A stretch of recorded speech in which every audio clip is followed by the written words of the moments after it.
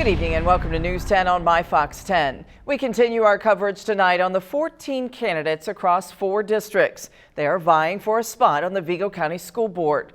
News 10's Kit Hanley has spoken with them ahead of the general election. Tonight she has more on the candidates from District 2. The District 2 candidates are Jim Bell, Craig Enyirt, Dylan Moss, and James Jd Skelton. I've asked each of them 3 questions. Why are you running? What would you like to see changed? And did you vote yes or no on the referendum and why? Let's start with Jim Bell. He's an assessor for Harrison Township and a lifelong resident of Vigo County. Bell wants to help foster community involvement and be an advocate for the people. One reason that I decided to run was because I want to know what's going on so I can transfer that to the community and give them the answers they need.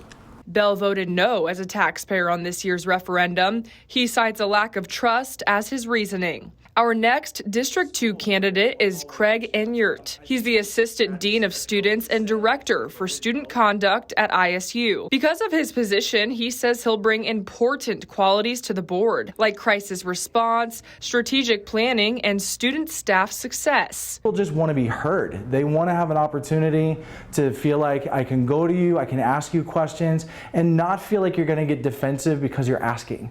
They just want some answers. Enyirt voted yes on the referendum as a taxpayer. He says we need to focus on the overall repair rather than patchwork. Next up, Dylan Moss. He's an electrician for Local Union 725. He wants to cut out corporate greed and look out for people who need help. I've tackled all the issues in my life and helped out everywhere in the community that I'm able, and I think it's my turn to be at the table because I'm going to put the people first. Moss voted no on the referendum. He says we could find a better strategic plan. And finally, for District 2, we have James Jd Skelton. He's a pharmaceutical representative, primarily working in mental health. His 3 main talking points are better facilities, retaining teachers, and improving academics. We're in a time right now in our society where we have so many things that are hurting these kids from the outside that we have to make this as protective of an environment as we possibly can for these children.